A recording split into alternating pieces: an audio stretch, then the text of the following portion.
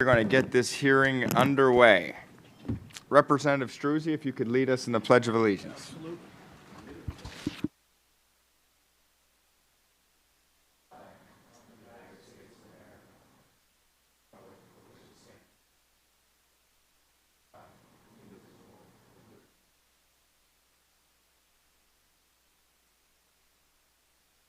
All right, if the members could introduce themselves, starting with you, Representative Struzzi. Thank you, Mr. Chairman. Good morning, everyone. State Representative Jim Struzzi, 62nd Legislative District, Indiana County. Good morning. I'm John Schlegel, representing the 101st District in the heart of Lebanon County. Josh, I'm sorry. Everybody knows who you are. Josh Kelbeever, Washington County. Sorry. Charity Grim Krupa, Southern Fayette. Representative Jake Bana, 4th Legislative District in Erie County. Good morning, David Rowe from the 85th Legislative District, Union, Snyder, Juniata, and Mifflin counties. All right, and hearings that we have in Harrisburg, members come and go. There's other things going on. So we will have more coming in. We'll also have people joining us online. And for those that are joining us online, remember just to keep your computer muted.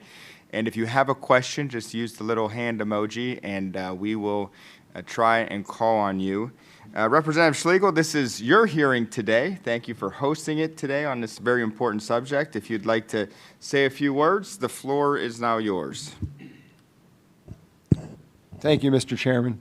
And may I say thank you for the opportunity to participate in this important hearing on a very important topic that unites us all, inflation. Or, as I typically refer to it, the fact that everything just costs too much. This is a topic that impacts all of us in Pennsylvania and around the country. While there are some people who have been able to absorb the increase in the cost of goods and services over the last 4 years, there are many others who struggle every day just to make ends meet. Too many are forced to rob Peter to pay Paul as they prioritize which expenses must be paid first. Thank you to our testifiers who are here with us today. We appreciate you taking the time from your schedules to share with us how rising costs have impacted you and others in your communities. I look forward to your presentations. I also wish to thank my colleagues in the Republican caucus for attending and participating in this hearing. Thank you, Mr. Chair. Thank you, Representative. This is an issue that everybody, truly everybody, has to deal with. And there's been a lot of talk about inflation lately. Because it's the campaign season, but quite frankly, there's been a lot of talk over the course of the last number of years in kitchens and homes across the entire Commonwealth and probably across the entire United States, because it's something that hits everybody, every family, every person. And we're hearing now a lot of blame going around as far as what caused it, how you stop it, and all the other stuff. I'm looking forward to hearing more about this from these testifiers. How do we prevent this from happening, number one, and how do we fix it going forward? So thank you all for being here. We have a wonderful panel of testifiers here. We have Brian Smith, the Executive Director of Lebanon County Christian Ministries, Greg Moreland, the State Director of the NFIB, and Emily Green, the State Director of Americans for Prosperity in Pennsylvania. Mr. Smith, the floor is yours. If you keep it between 3 and 5 minutes, that would be great. If you go a little further than that, it's no big deal. I also wanted to note that Leader Cutler has joined us, Chairman Overlander has joined us, and Representative Marcel has joined us online. So, Mr. Smith, the floor is yours. Morning. 2 in 5 Pennsylvanians live in a home struggling to make ends meet. It is?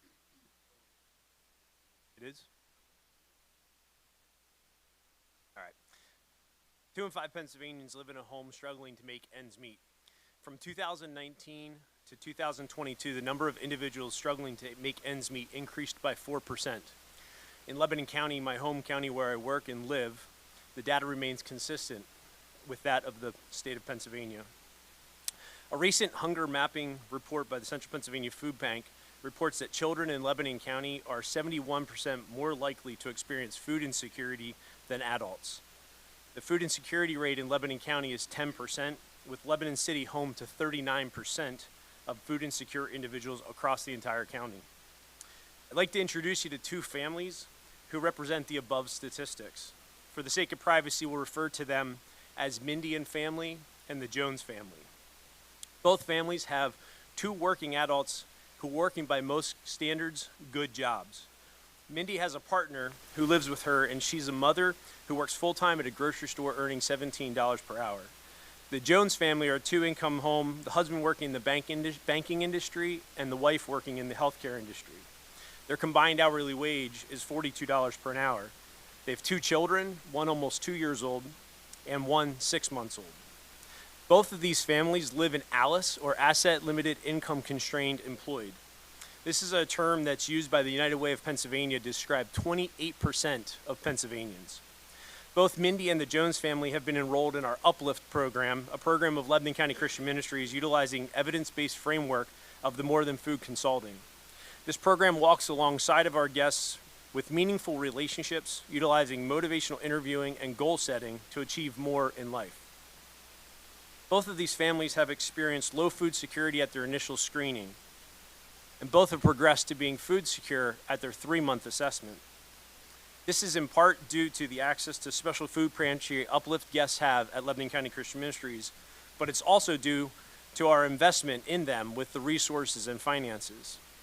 They're both working to overcome challenges and obstacles. However, inflation has taken a toll on them. I want to take a minute to just highlight a few of the challenges that we see every day at Lebanon County Christian Ministries. First, over 2/5 or 45% of our renters in Lebanon County are housing burdened, meaning that they're paying greater than 30% of their income towards housing costs. Second, since the pandemic, the cost of diapers has increased by 48%. The cost of baby formula has risen from 32 cents per ounce in 2019 to $1.15 per ounce in 2022. Also, the Federal Reserve reports food costs increased by 10.6%, gasoline by 10.1%, and rent by 7.9%, not taking into consideration the increase in utilities. We've observed firsthand the increase in utilization of our food resources. In one food program at Lebanon County Christian Ministries, we've experienced a decrease of 46% in the middle of the pandemic. But after programs like the emergency allotment for SNAP and the child tax credit expired, we experienced an increase of 51%, volumes that were increased above that of pre-pandemic. Additionally, the need for utility assistance has continued to increase, peaking at $80,000 investment by LCCM in fiscal year 2022-2023, as compared to just $13,500 in 2019-2020. Much of this is fueled by the cost of heating oil, and as a policy, we as an organization provide approximately 100 gallons of heating oil to those that are in need. In fiscal year 2019-2020, the cost per recipient was $187, and in fiscal year 22-23, that cost per recipient rose to $543. Our community is feeling the increased cost, but so is our organization. In closing, our vision statement at Lebanon County Christian Ministries is investing in people and improving lives. That's the heart of our ministry. But we face a real problem. The need is outpacing the available resources. Thank you. Thank you. Mr. Moreland. Thank you, Chairman Kale and members of the committee. I'm Greg Moreland. I'm the Pennsylvania State Director for NFIB, or the National Federation of Independent Business. Represent about 13,000 small independent businesses all throughout the Commonwealth and in all sectors of the economy. For background, our average member has about 10 employees and makes about $500,000 in revenue. So when we're talking small business, we're not using the federal definition of 500 or less. We're talking actual Main Street businesses that have had the sign in the front for now hiring that was once red, that's now orange because it's been, bled by the sun. Those are our businesses, right? Where the ones that are family owned, where they have, grandma in the back and the kid out front and the parents in the middle line, right? They're family owned businesses oftentimes. I will not be reciting my written testimony that I've submitted, but I would like to highlight some of the key points within that testimony that focus on how inflation has hurt our small business community. In other hearings, you've heard directly from small business owners, and I would like to expand upon their individual stories and look at the larger picture. NFIB releases a monthly small business economic trends report, and it has been doing so for 50 years. Currently, 24% small business owners reported that inflation was their single most important problem in operating their business. This is down from 41% at the height of the pandemic, but slightly higher than 23% 1 year ago. So what we've seen over the course of the last year is inflation has stayed relatively steady as a problem for our folks, but it has gotten slightly worse. As you can see from the second chart on page 3 of my written testimony, inflation hasn't been a big issue for small businesses since 1986, other than a spike in the 2008-2009 timeframe and shortly after the pandemic began. But once the pandemic-related inflation began in 2020, it spiked at 41% and forced many to close their doors for good. I was just with the Pugliese brothers, who owned a sausage shop outside of Harrisburg off of Progress Avenue. They lamented over how shipping containers quadrupled for them, labor costs increased, and the price of all goods had significantly increased to a price at point that was unsustainable. Not to mention that the landlord wanted to raise their rent by nearly 60%, when previously it was a 3% annual increase. After being open for nearly a decade, selling a product to the community that their family has been making for nearly 200 years, they have decided to close their doors for good.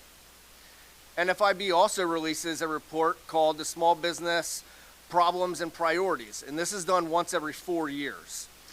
We released this report in 2024 just recently, and it captured a lot of interesting discussion points coming out of the pandemic. Interest rates topped the list by rising 43 positions from previously 56th in 2020 to 13th in 2024. 4 other problems rose 10 or more positions up the rankings, starting with pricing my goods and services, moving up from 36th to 21st, cost of natural gas, propane, gasoline, diesel, and fuel oil, and real estate values moved 13 and 12 points respectively. The problem cost of supplies and inventories, which you can read as inflation, moved up the importance ranking from 12th to its current 2nd place ranking. Inflation and post-COVID supply chain disruptions have left many small business owners with higher costs. The percentage of owners who find it a critical problem increased from 9% in 2020 to 20% in 2024. This move up the ranking tracks with NFIB's Small Business Economic Trends monthly survey that finds that still 1 in 5 small business owners report inflation as their biggest problem in operating their business. The rising cost of supplies, inventories, labor costs, and energy have been challenging for small business owners in figuring out how much and how often to raise prices on their goods and services and still remain competitive. While the conversation today is state-related, the federal 20% small business deduction was created as part of the 2017 federal tax law to level the playing field between small businesses and larger corporations. It has empowered small business owners to overcome the economic challenge of the last few years, but it is set to expire at the end of 2025. The expiration of the small business tax deduction represents a massive tax hike on more than 30 million small businesses, and Congress must save the 20% small business deduction. NFIB commissioned a third-party study of the policy, and the Ernst & Young analysis concluded that small businesses would flourish by making the 20% small business deduction permanent, creating 1.2 million new jobs each year for the first 10 years and 2.4 million annually each year after. It would also result in a $750 billion GDP increase in the small business sector over the first 10 years and a $150 billion increase annually after that. Most notably, in the study, 59% of small business owners reported that eliminating the 20% small business deduction would have a negative impact on their business, with 61% responding that they would likely raise prices, 44% responding that they would postpone or cancel capital investments, and 36% reporting that they would postpone or canceling hiring additional employees. As you view my written testimony, you will find testimonials from our small business owners who shared how inflation is currently affecting them. The general sentiment you will find is one of pessimism, and businesses are being forced to raise prices continuously while consumers are not spending like they used to. And not included in my testimony, written or verbal, was a survey that just came out yesterday from our NFIB folks down in Washington, D.C. And the title is New NFIB Survey, Main Street Uncertainty Reaches All-Time High. Now, what does that mean for our small business community? They are very pessimistic about the future. Why? Because they've been through hell for the last 4 years, and they don't know how long they can keep continuing down this path. With that, I'll turn the mic over. Ms. Green? Chairman Kale, Representative Schlegel, and honorable members of the House Republican Policy Committee, thank you for the opportunity to testify on behalf of our tens of thousands of grassroots activists in all 67 counties here in the Commonwealth. Reckless spending in Washington, D.C. caused inflation. Inflation reached a 41-year high in 2022, and prices today are 20% higher than in January of 2021. The average Pennsylvania household spends $984 per month for the same goods and services, and that cumulative cost is about $24,445 a year. Inflation faded when one-party progressive control in D.C. ended because the federal borrowing binge slowed. Unfortunately, prices are permanently higher. Let's consider how federal politicians caused inflation. The 2008 financial crisis and the COVID-19 pandemic gave cover for Democrat members of Congress, led by House Speaker Nancy Pelosi, to push expansive debt finance legislation to advance an ambitious progressive agenda. Nearly all Democrats went along with it, including some Republicans. During COVID, the Federal Reserve brought most of the new debt, more than doubled its assets, and monetized the debt.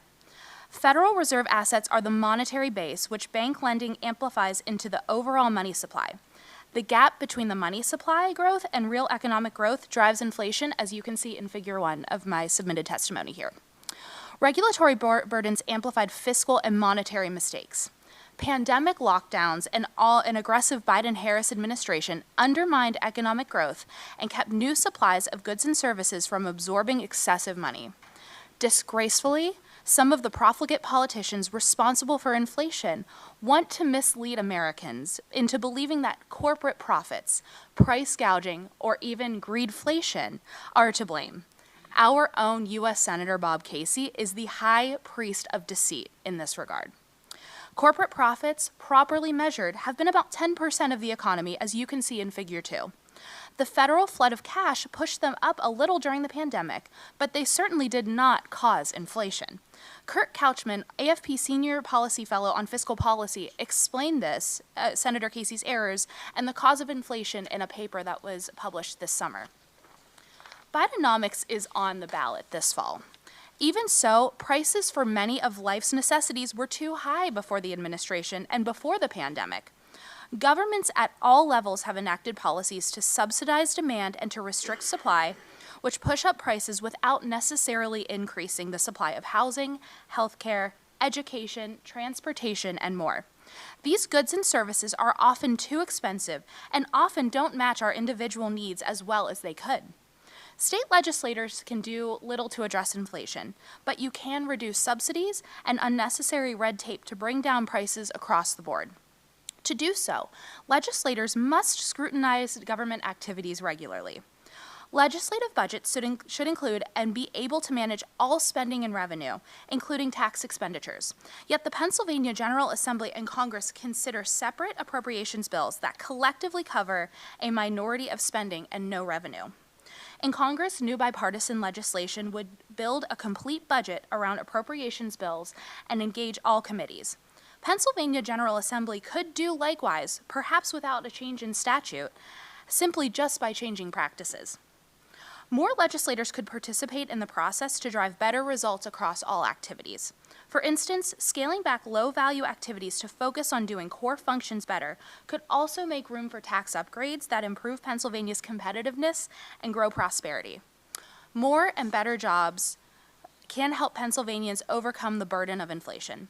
Better budgeting can fix the problems, boost compensation and working conditions, and unleash more flourishing. Growing the economy by removing unnecessary barriers can soak up excess money and reduce inflation, although any single state's impact would be small. Pennsylvania should also adopt rules to balance the budget over the medium term instead of every year, as you can see in Figure 3. Surpluses in good years would become reserves to fill gaps in bad years.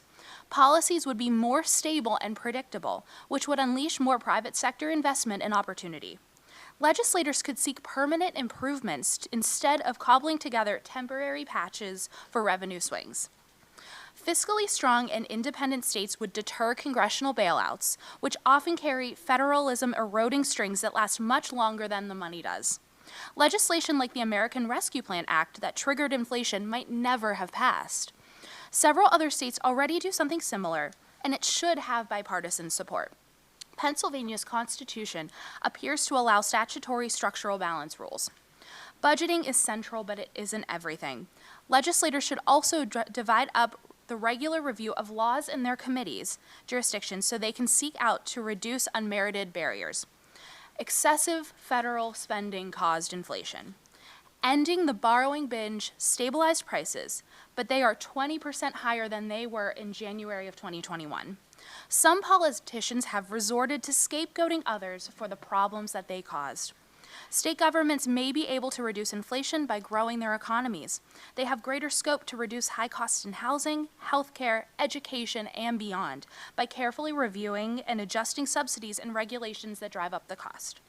We should embrace a comprehensive legislative budget and smart budget targets to empower them to drive better outcomes for those that you represent.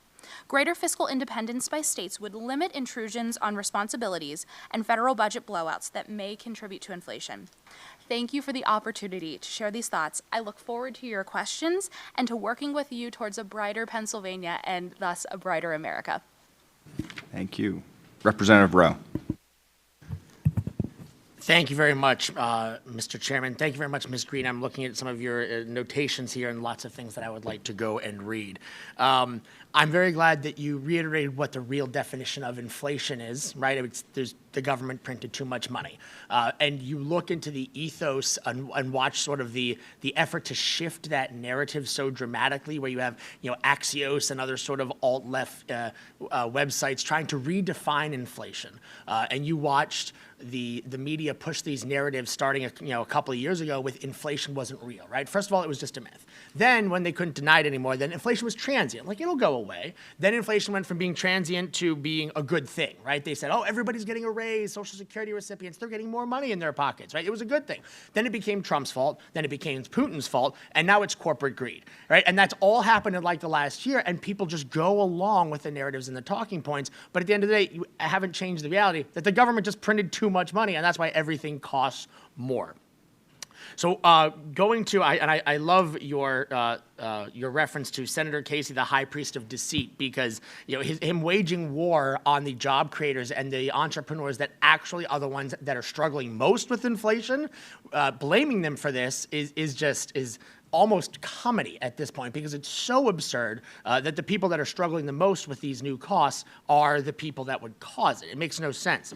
But what I do want to ask you is, when we look at the regulatory environment's impact on the ability for businesses to grow, we did a policy hearing just last week in Representative, whose district were we in, Josh? Banta's, Representative, there you are, hi Banta. Yeah, Representative Banta's district, and we were talking with the owner, and they were talking about how they wanted to do this expansion. They'd build these incredible automated machines. They wanted to build out to create a whole new line. They could double production, and they couldn't get a permit. Shocker, right? So instead, they had to opt for another option to build a smaller storage facility so they could at least have more floor space for their production line. And as of now, the storage facility is done and everything's been moved, and they still don't have their initial permit back. This has been time and time and time again. I have a mom and pop shop in my district where DEP has cost them $23,000 in permit fees, application, engineering specs, and they haven't actually made any progress. No permits have been issued. They want another $37,000 in costs and fees associated. And the guy recently just told me, I'll just leave. He said, I'll just go to Florida, hang out with my grandkids. I don't need this anymore. So when you look at the regulatory environment, that these businesses that are being blamed for increased costs, these sorts of things, but the cost of complying with the ridiculous onerous burdens of regulations and permitting, what impact is that having on driving costs up when you realize that getting a permit and doing engineering specs costs tens of thousands of dollars to put up a small expansion to your business where you want to hire a few more people, but you just can't? What impact does that have on costs for businesses, costs for consumers, when the government is out here, in addition to the taxation rates, they're also assessing you tens of thousands, if not hundreds of thousands of dollars in permits and fees associated with compliance? I'd be happy to take that. I'm sure, Greg, you can speak from the business owner standpoint. But, you know, I'm so glad you brought up Florida. I'm of the belief that we should probably take policy cues from a state like Florida, who is unfortunately taking many of our residents here in Pennsylvania. One thing that Congresswoman Kat Kamak enacted or introduced in the U.S. Congress is a bill called the REINS Act. And I'm sure everyone here is familiar, but this is one thing that we can do, we can enact to ensure that you have better oversight over new regulations over $1 million. So Americans for Prosperity recently commissioned polling this was in July of this year, to get a sense of where the electorate was on policy positions such as the REINS Act. And 55% of Pennsylvanians believe that state lawmakers should have more control over regulations versus the governor, versus Harrisburg bureaucrats who are making these decisions on behalf of their businesses. So, you know, on behalf of our taxpayer activists across the Commonwealth, we would love to see legislation such as the REINS Act so you all can have more control, not the governor, not Harrisburg bureaucrats. Not you all specifically, but every time Harrisburg folks come up with good ideas for small business owners, it costs small business owners money. It's not just one more piece of paper. It's not just 5 more minutes. It's not one more line on a form, right? That's happening in every committee here today and throughout the last 2 years. You know, it's this increased reliance on government mandates to make sure that the small guy is doing the right thing. Guess what? The small guy is doing the right thing, and they've been doing the right thing far before the government became involved and interested in their business. And they pay a lot of tax dollars. You know, our business owners aren't the yacht owners down in the Chesapeake Bay, you know, going out. They're not, right? They don't own a pontoon boat, okay? They're not the rich, the wealthy that need taxed out of their business, right? They're paying their folks what they can afford, right? There are 36 co-sponsors on a bill in this chamber to raise the minimum wage to $21 an hour.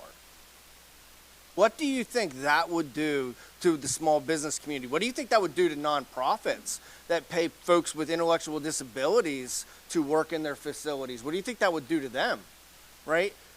It's always pay transparency and letting folks know and giving employees a right because they got their feelings hurt to sue their employer, right? Folks they're waking up here in Pennsylvania. They're waking up in the Commonwealth, and where are they going? They're not staying here, right? This is why we can continue to lose a congressional seat every time the census comes around. People are voting, and they're voting with their feet, and they're voting to get out of here because we don't have an environment that is open arms and welcoming to businesses. Every time Harrisburg and Washington, D.C. comes up with good ideas to help small business, you end up costing them money and time. I think it's well summarized because I had a phone call with DEP, shocker, regarding a business owner that they were just going after time and time and time again. And the DEP person told me, well, it's just another $300 and just 2 more forms. And it was just, not realizing that it was also just several $1,000s and hundreds of pages of forms already. And this was a mom and pop shop. Right, we had that policy hearing we had over in Michael Stender's district where we had a small business owner tell us that 50% of his and his wife's time was just their own business. 50% of their time was spent on compliance. 50%. And every time somebody comes up with an idea, you're right, in this building to say, hey, this is good for them. I think the small businesses know what's good for them, not bureaucrats in Harrisburg that have never created a job in their life. Thank you, Mr. Chairman. Representative Grimm Krupa. Thank you, Mr. Chair. Thank you, Representative Schlegel, for hosting this important hearing. Thank you to the testifiers. We're in hard economic times, and I am so tired of the left, the delusional left, talking about things have never been better. So, Mr. Smith, thank you for highlighting how inflation is affecting people across the Commonwealth, across America. Ms. Green, I appreciate so much the fact that you explained what the real cause of inflation is, and that it's liberal economic policies that we have to blame for that. And Mr. Moreland, thank you for highlighting what NFIB, what your policy priorities are, and highlighting the bills that we have, and it's predominantly Republican bills. And you know, before moving on with comments, where are we at? Or have many of these even seen the light of day in the Democrat-controlled House, where they've been denied a committee hearing? No, unfortunately, they haven't. Our top line priority, House Bill 1404, repeal the accelerated sales tax prepayments. It has been brought up as an amendment to other fiscal bills on the floor. It has been voted down every single time. Ironically, last session, this bill was brought up for vote in this chamber and passed unanimously 203-0. I mean, quite honestly, we can't even get a road and bridge namer with 203 folks voting in the same direction. But on this complicated policy issue, we did last session, 203-0. Yeah. It has not seen the light of day this session, and that's something that could really help our struggling small business. And that just highlights the partisan politics that I've seen, you know, and I'm in my freshman term, but it has been almost a straight party vote on so many very, very important issues. But I come from the 51st District, Southern Fayette County. We are a very poor district, one of the poorest across the state. And I've seen just in the last few years, and even very recently, bakeries have closed, mom and pop bakeries, mom and pop grocery stores. The manufacturing plant recently announced that they lost a contract. We had a local dairy who not only had a successful dairy, but they were bottling their own milk and making their own ice cream. They had just announced that they were no longer going to be bottling their own milk because they couldn't afford the cost of the bottles. So, I mean, we are seeing this. This is hitting hard across the Commonwealth. I'm very impressed by the people in Harrisburg who are trying to push the proper policies and move forward. But until we have a majority of lawmakers that are on the same page, things are not going to improve. But I want to thank you all. One other thing I want to point out, because it's just offensive. There is, in my district right now, there is a push for industrial solar, talking about federal level decisions. That the fact that it's sinful, the fact that the federal government would choose to spend taxpayer money on industrial solar in southwestern Pennsylvania, which is one of the least sunny areas across the United States. And they're doing it under this guise that it's going to bring local jobs. There's no local jobs that are coming from industrial solar. So thank you for your efforts, and I'm happy to be an ally to each and every one of you. That's interesting. I should talk with you offline. We're actually dealing with the same thing in my district. Representative Banta. Thank you, Chairman, and thank you to the representatives here today, and thanks, Representative Slagle, for putting this together. Emily, I wanted to recap a great point you made here, and I'm going to read it. Let's consider how federal politicians caused inflation. In 2008, the federal financial crisis and the COVID-19 pandemic gave cover for Democratic members of Congress led by the House Speaker, Nancy Pelosi, to push expansive debt finance legislation to advance an ambitious progressive agenda. Nearly all Democrats went along with it, as have some Republicans at the time. Can you expand on that? Because that seems to me what hits home is that's where we're at right now. That's what caused this mess. So please expand on that if you would. Thank you. Sure, I'd be happy to. I would be happy to talk offline about, Kurt Couchman, our policy expert, would have all of those details. But, I mean, it's true. Unfortunately, better budgeting isn't, a partisan issue. We do see some on the right break when it comes to this issue. But I will say inflation transcends partisan divides. Everyone is feeling the impact of inflation, regardless of how they identify politically.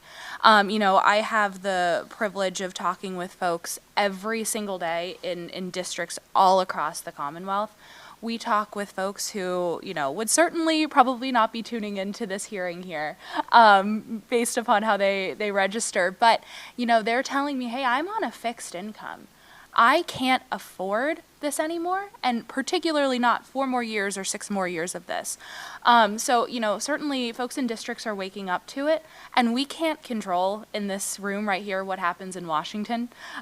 Certainly, there's very few people that can control what happens in Washington, but we can control how we budget in a more responsible way. So Kirk Couchman's structural balance, I would love to provide more information for anyone here, but essentially what this rule would look like is spending grows with a 5-year rolling average of prior gross state product growth. Growth slows a little after a deficit cumulatively and increases after a surplus, but not above the rolling average. The spending cap can adjust for inflation, changes in the revenue baseline, and for emergencies. Representative Rowe has introduced this legislation. We would love to see this as a priority next year. And certainly that, again, this legislation would transcend partisan divides. Essentially when we're budgeting by crisis, ultimately, taxpayers are not going to win in the end. So if we have this structural balance, we can turn the temperature down when it comes to budgeting discussions and ultimately get a win for Pennsylvanians. Representative Struzzi. Thank you, Mr. Chairman. Good morning, everyone. Mr. Smith, I appreciate the perspective you gave on meeting community needs. I serve on the Indiana County Community Assistance Program Board, and much like you're seeing, we see increasing demand for just basic essentials of life, and we try to meet those needs, but it's very difficult, and the only reason we can meet a lot of those needs is because the community comes together to donate, to give food products to the food warehouse. We see kids going home for the weekend and not having anything to eat. We have a program for that, but again, the demand is greater than the assets that we have. So I think, when we're here in Harrisburg, and we have certainly passed our share of poor policy in the House this session, and I appreciate your candor, Emily, and I wish you would be more straightforward. No, I'm just kidding. But honestly, I mean, people feel it in our districts. They know firsthand what we're talking about. And yet, it seems like there's such a disconnect here, and it's really frustrating. And I think Charity kind of hit on that, being a freshman and seeing it, with open eyes about what really goes on and how disconnected some politicians can be when the reality is that people are struggling. And I don't want to go off on too much of a tangent because, everyone feels it. A box of cereal costs $6, $7, which is ridiculous. I don't know how young families do it, but we got to fix it. We got to make some changes, and we got to make people's lives better. And obviously, we're hoping to see some of those changes here in the next month or so to turn things in the right direction. But for me, it always comes back to energy. Right? You need energy to get your products and services to the market. You need energy to produce goods. Energy costs are through the roof when it comes to heating your home, everything.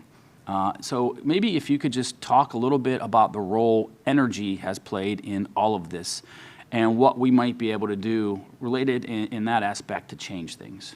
Thank you. Well, first and foremost, thank you, Representative, for your leadership in opposition to Pennsylvania's participation in the Regional Greenhouse Gas Initiative.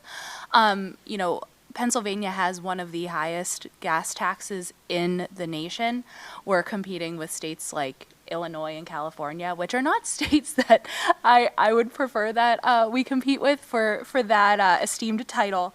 But, I will share that our opposition to the Regional Greenhouse Gas Initiative or Governor Shapiro's press, certainly by a different name, folks are feeling the impact of gas prices rising, whether it's the impact of, national policies or state policies like the gas tax. I'll leave you with this anecdote that I carry with me in the work that I do each and every day. One of the reasons why I'm here, Americans for Prosperity Pennsylvania hosted a gas price drop event last year where we brought the we brought the price down of gas for 2 hours to the national average before January 2021. You can fill in the gaps there, what happened in that month of that year. And that average is $2.38. Can you even imagine that price in this day and age? But I talked with a woman who got in line to fill up her gas tank for that price 2 hours early. She was the first in line. And I asked her, why are you waiting in line? Like, what drove you to be here? And she said, I cannot afford to put gas in my car to take my husband to his cancer treatments. And I think about that every single day. Those are the real stories that Washington and Harrisburg they seem to be missing when they pass legislation such as, they enter us into the Regional Greenhouse Gas Initiative. Or, from a DC perspective, they don't allow us to innovate with the resources that are under our feet. Those are the stories that we're hearing, and I just appreciate your leadership on that issue and everyone's leadership here. We've got to get this, we have to unleash energy abundance. Energy policy over the last 8 years or so here in PA has kind of been like shooting yourself in the foot and then staring at your foot and asking yourself why you're bleeding, right? We continuously shoot ourselves in the foot by not allowing us to use the greatest asset that this Commonwealth has beneath our feet. We should be drilling. We can do more. We can provide more to those low income. We wouldn't possibly have to subsidize them through state tax dollars if we just allowed private companies to do what they need to do to bring the product to market, right? I think when you look at one of our reports that tracks from the every 4-year report, the biggest problems and priorities, cost of natural gas, propane, gasoline, diesel, fuel, and oil, in 2020 was the 19th out of 75 issues. This past year in 2024, 6th, right? That moved up 13 spots. That was the third highest jump we saw of any of the individual 75 issues. We have legislators that want to allow their local municipality to say no gas production here, right? We have energy choice here in the Commonwealth for a reason, so that the end consumer, if they want all solar, then by all means, go ahead for it. You get all solar and good luck. But if you don't, you get to shop, right? You get to go choose and you get to build that out yourself. We could be doing so much more as a Commonwealth to help our struggling families, our struggling small businesses, but we're not. We're actually going in the opposite direction, unfortunately. Thank you. Representative Struzzi, I just want to know, because sometimes we get caught in this bubble here in Harrisburg, that I got a note from an expecting mother who's watching online. She said, I'm glad that guy, Representative Struzzi, mentioned cereal. I didn't buy it last week because it was too expensive. So just as, keep in mind what's going on. Representative Slagle. Thank you, Mr. Chair. It's pretty impressive that there are folks throughout Pennsylvania that are willing to take time out of their schedule to listen to our hearing, just to show you how impactful it can be. I want to focus a little bit on our nonprofit community. And Brian, I was wondering if you could talk a little bit about how inflation has affected your operation at LCCM and your ability to serve the community. Yeah, thanks. I think we're not exempt, right, from any of the costs as an organization. We pay our own electric bill. We pay our own utilities. So as an entity who uses a lot of freezer and refrigeration space, we've felt the impact organizationally of that cost. We have also felt the impact of flat funding in the state food purchase program. That has not increased the allotment within the Department of Ag Bureau of Food Programs. There are some increases in dollars, but from the state food purchase program itself has been flat. And last year, as an organization, we received from the state about $190,000 towards our food programming.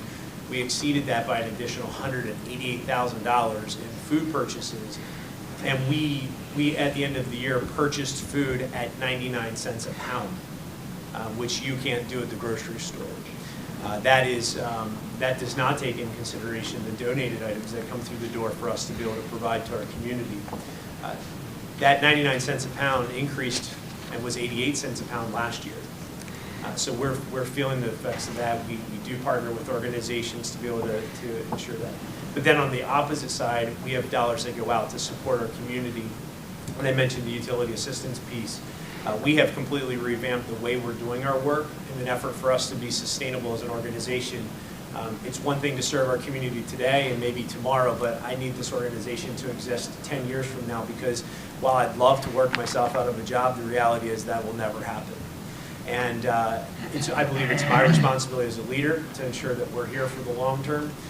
But in our $1.5 million budget, a gross majority of that is coming from the private donor, the individual that's sending us a check for $5, $10, $25 for us to meet the needs of the community. And those individuals, because they're feeling the crunch, that does affect our ability to receive aid. Thank you, Brian. And if I may, a follow-up, and you've kind of alluded to this, but perhaps you might be able to hone in specifically.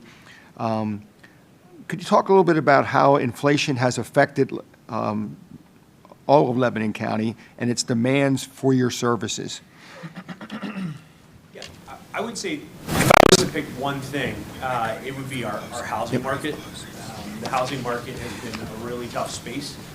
We have firsthand experience with individuals who were paying $850 for a one-bedroom apartment over a storefront, and next month the landlord's increasing it to $1,250. For us, we don't get into whether it's greed or what it is. It doesn't matter to us. It matters to me that that individual, if they lose their home, they're going to be then entering my homeless shelter, and it costs a whole lot more money to house somebody in a homeless shelter than it does to keep them in their home.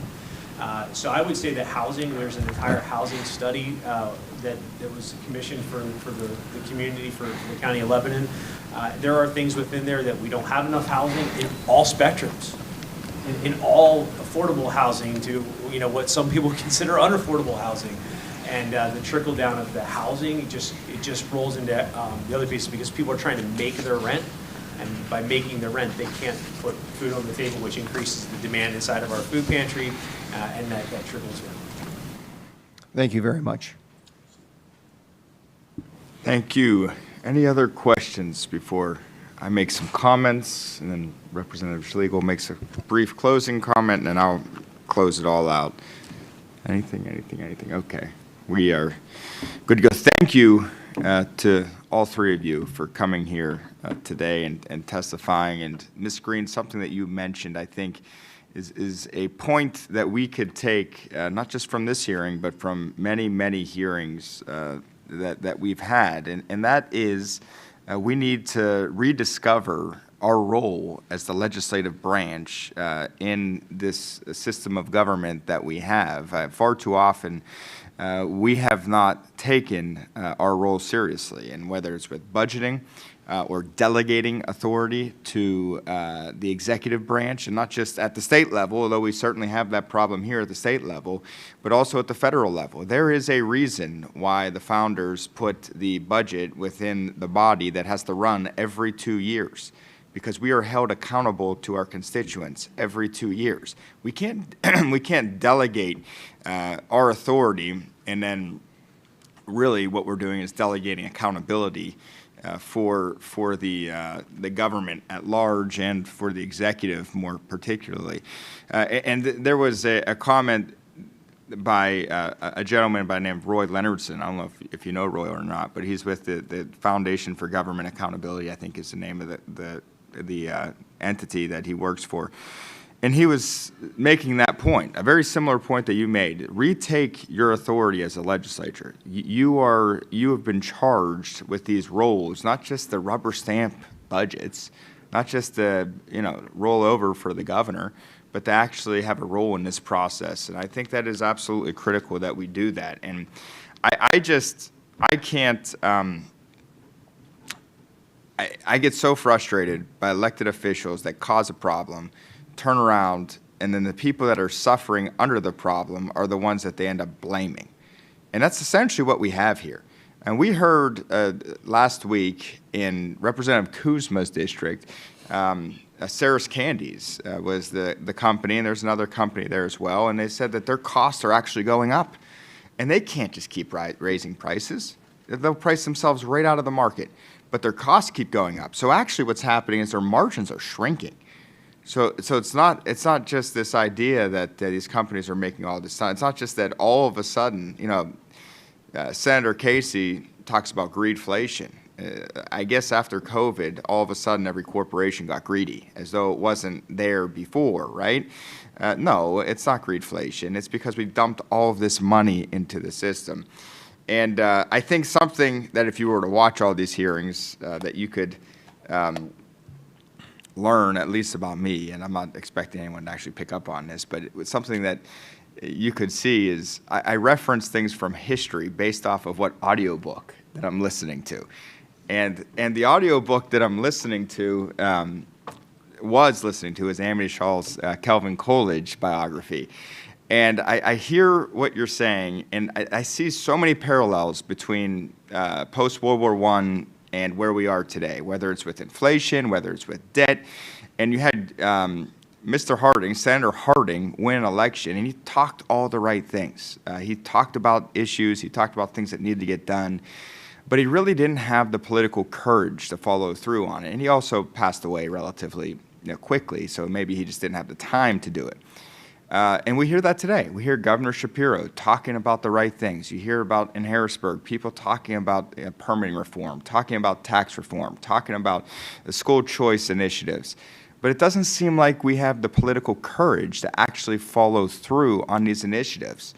But when we get the majority back, we will be the political courage in Harrisburg, because we have heard from so many stakeholders across this entire Commonwealth. And our whole, you could boil it down to one thing. The government needs to get out of the way.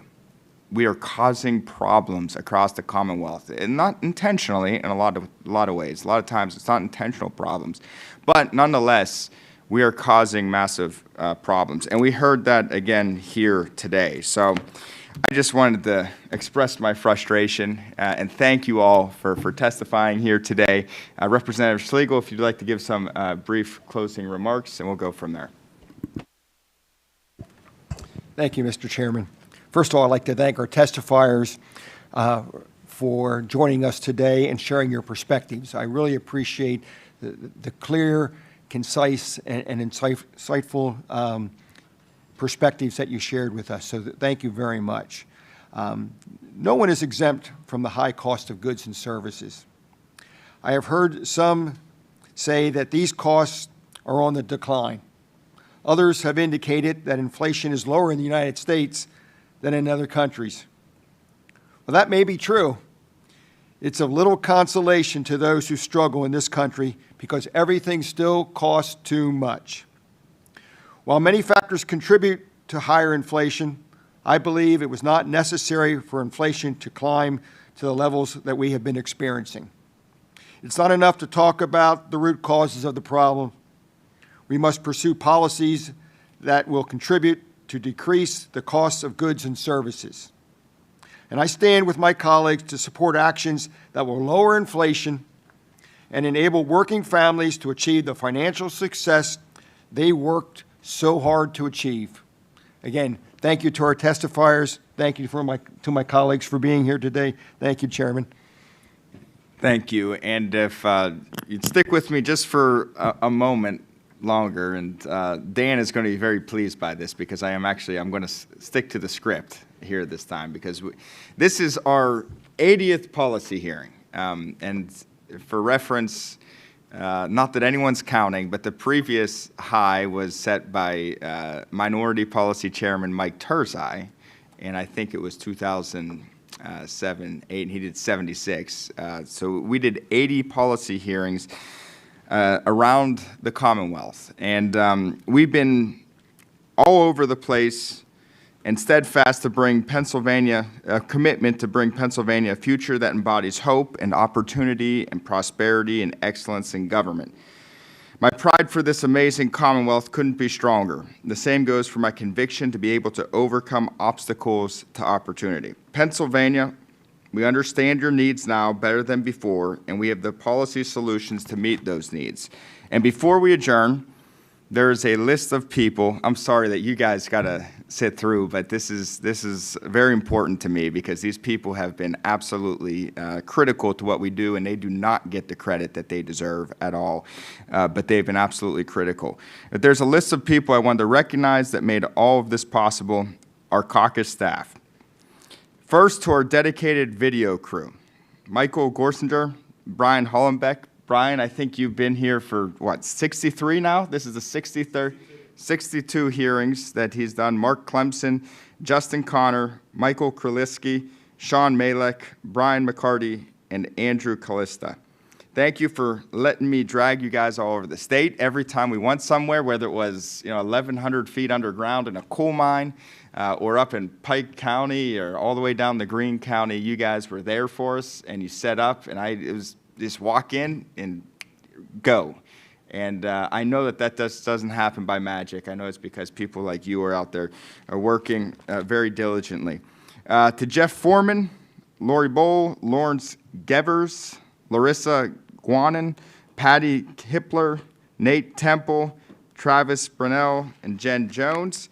Thank you for always making us look good in photos. That is not an easy task at times. Videos, press releases, and social media. Thank you as well to the print shop. You guys were always good to us and always put out a great product. Thank you to Mike Straub and our entire communications department. I told you there's going to be a lot of people we got to go through. I've always said if a tree falls in the woods, we must make people, if a tree falls in the woods and no one hears it, it doesn't really matter. We got to make sure people hear what we're saying. Getting our message to market is just as important as having a sound message. And without you, we wouldn't have been able to do that. I appreciate all the work that the comms team does every day to help our caucus get our message out to the constituents. I also want to thank the executive directors and analysts in our Policy and Legislative Services Department for putting up, and I sincerely mean this, for putting up with all of Dan's nonsense, his questions, and helping us refine and organize hearings along the way. We are very lucky to have access to an incredible source of legislative knowledge. My staff is phenomenal. I'm going to get there, but our staff worked on every issue we dealt with. They went to the committee staff and worked with them to make sure that we were on point, to make sure that there were policy issues we were hitting, and to make sure that our caucus's voice was really heard across the board. And thank you also to my Harrisburg and district office staff. You guys were critical to identifying testifiers, securing venues, and supporting our food, beverage, and incredibly last-minute printing needs. And that's not just my Harrisburg and district office staff. That's every other member's district and office staff as well. Harrisburg staff, they were fantastic throughout this process. And thank you to my team and the policy committee. Leah Farrell, Griffin Caruso, Taylor Stella, Nancy Nilsson, Dan Hagan, and then, of course, my district staff as well, back home with Monica and Erica and Karen. I'm very, very pleased with the work that these guys, especially Dan, Leah, Nancy, Griffin, Taylor, the energy that they put into this was incredible. It got to the point where we would pick subjects and I wouldn't even have to think about it again. They would have excellent testifiers ready to go, prepared testifiers, and we would just be ready to hit the ground running, get to the next hearing. It really was a tremendous effort that you guys put in, and I do truly appreciate the effort. Finally, thank you to our deputy policy chairs, our committee chairmen, and all the members who hosted hearings, traveled long distances, especially Jim Rigby, David Rowe, Representative Rowe, thank you for being here again. Torn Eckert, with a T at the end. Robert Ledbetter, and others that have joined us all the way through. You all have joined us on our journey to reveal the obstacles to opportunity here in Pennsylvania and identifying innovative policy solutions to overcome them. It has been a privilege serving as the chair of the policy committee, and I couldn't have done it without the collective effort and dedication of each and every one of you. I am going to say this. I'm going to finish on this. I think there's a really good chance that this is not our last hearing. I don't know. I have not talked to anybody. I have not, but I'm just saying, like, I feel like there's another one. I feel like there's another one. And when I had my 7th kid, I used to tell my wife, like, I feel like there's another one. And sure enough, there was. And so I think there's another hearing, but I just wanted to get this out before then. But without babbling on too long, just wanted to make sure we said our thank yous. Thank you to the testifiers here today. Representative Schlegel, thank you to you as well. This committee is adjourned.